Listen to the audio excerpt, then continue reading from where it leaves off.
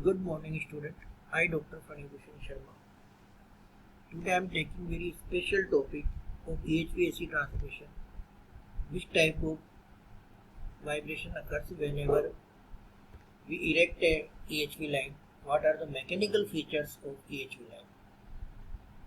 What are the erection problems? What are the vibrations natures? So let us consider mechanical consideration in line performance.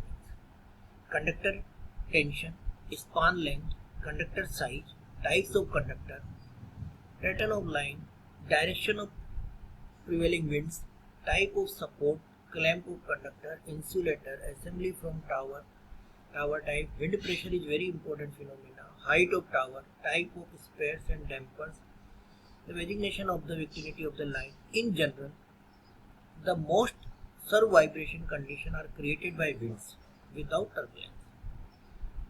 That hills, building and trees help in reducing the erosion. Types of vibration. Mainly three types of vibrations: aeolian vibration, galloping vibration, and wake up and induced oscillation vibration. Let us take one by one. Initially we take aeolian vibration. In aeolian vibration is a very low amplitude, high frequency. What I am saying? Low amplitude and high frequency.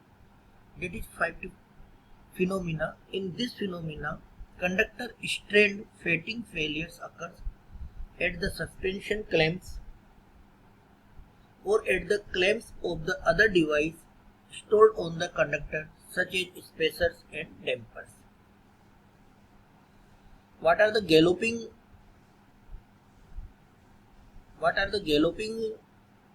oscillations? Galloping vibrations are low frequency, large amplitude, wind induced vibration of both single and bundle overhead conductors with a single or a few loops of standing waves per spark.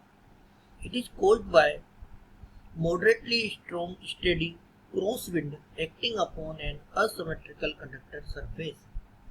Conductor gallops is the high amplitude, low frequency oscillation of overhead power lines due to wind.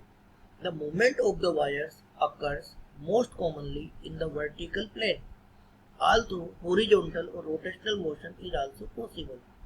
And last one, an important type of oscillation or vibration, a stop bridge damper is a tuned mass damper used to suppress wind induced vibration on slender structures such as overhead power lines and long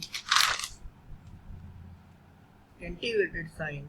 The domed shaped device consists of two masses at the end of a short length or cable of flexible rod which is clamped at middle in the main cable. Now let us some light on dampers and spacers. What is the spacer? Spacer serves establish a distance between the partial conductors of the bundle line in order to prevent the conductors from knocking together to avoid damage done by the conductors or damage done reduce. What is damper? The damper is designed to dissipate the energy of oscillation in the main cable to an acceptable levels. It is distinctive shape give its nice name dog bone dampers. These dampers are used to counteract vibration excited by wind.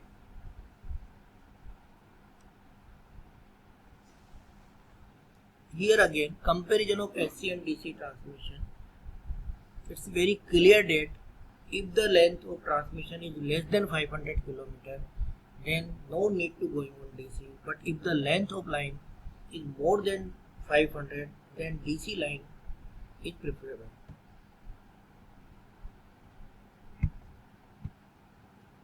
Resistance of conductor. This is the cross section of aluminum conductor with steel reinforced conductor. All six are aluminum. In center there are steel conductor. All three are oppositely twisted.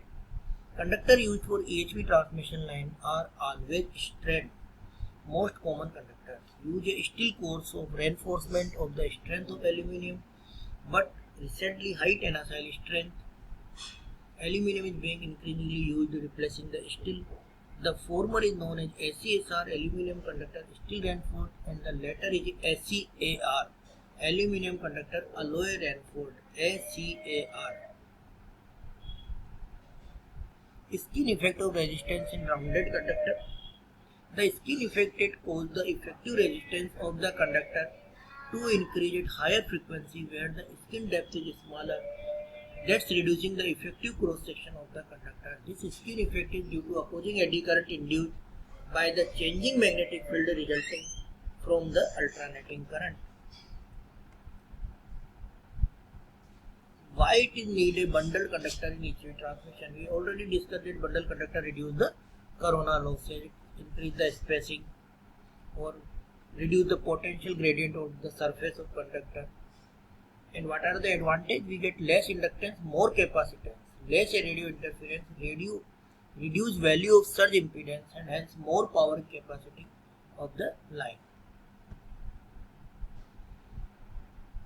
We already discussing various advantages of bundle conductor, but again some more important advantage. Bundle conductor per phase reduce the voltage gradient. Per phase reduce the voltage gradient. That reduce the possibility of corona discharge. Bundle conductor lines have higher capacitance to neutral in comparison with single line. They will have higher charging current, which helps improving the power factor.